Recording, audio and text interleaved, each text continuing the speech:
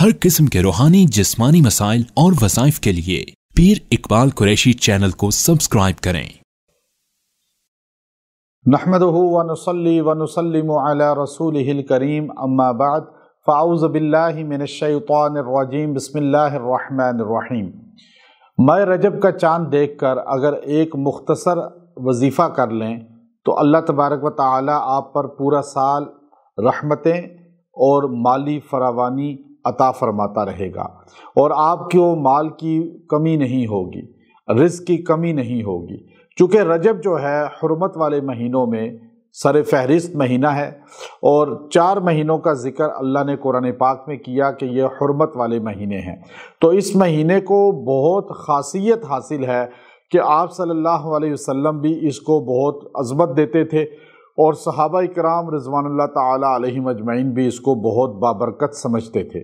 اور اسلام کے اندر اس کو عزت والا مہینہ تصور کیا جاتا ہے۔ اور اللہ نے خود اس کے بارے میں فرمایا منہا اربعۃ حرم، کہ یہ 4 حرمت والے مہینوں میں شامل ہے، جن میں جنگ و جدل، لڑائی جھگڑا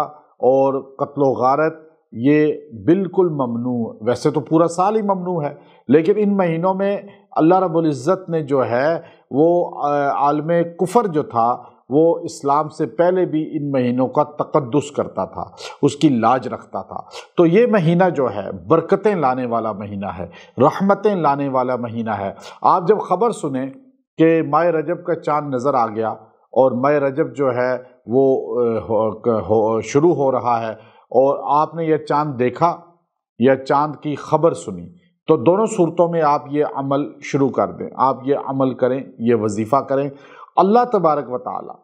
یہ آسان لفظ ہیں لیکن اس کی برکت سے آپ پہ پورا سال مالی وسعتیں فرمائے گا، رزق آپ پہ فراوانی سے ہوگا، اور آپ پہ مال کی کمی نہیں ہوگی۔ تو رجب کا مہینہ یہ بہت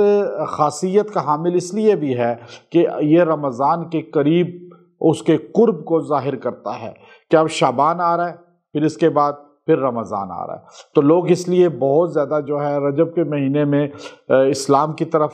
دینی اعمال کی طرف اور قرآن و سنت کے احکام کی طرف متوجہ ہوتے ہیں۔ تو ماہ رجب کا یہ مختصر عمل آپ کو دے رہا ہوں، آپ نے چاند دیکھ کے یہ عمل کرنا ہے تو آپ کے گھر میں انشاءاللہ برکتیں آئیں گی۔ آپ نے اپنے بچوں کو، اپنی خواتین کو ماہ رجب کا کہنا ہے کہ بھئی آپ اس کی توجہ رکھیں کہ چاند جیسے ہی سنیں خبر اس کی یا چاند دیکھیں تو آپ نے دعا کرنی ہے۔ اور چاند دیکھ کر، ویسے بھی اسلامی کیلنڈر کا کوئی بھی چاند جو نیا نکلے اس کو دیکھ کر دعا مقبولیت میں سے، قبولیت کی گھڑیوں میں سے وہ وقت ہے، تو اس لیے آپ اس میں دعا کیا کریں۔ اور دوسرا، ماہ رجب کا سن کر، ماہ رجب کا چاند دیکھ کر آپ نے یہ اللہ کا نام یا ذل جلال والاکرام،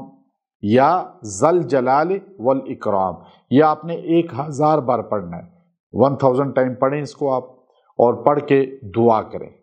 اور اللہ سے مانگیں، اللہ کے حضور جو ہے آپ دعا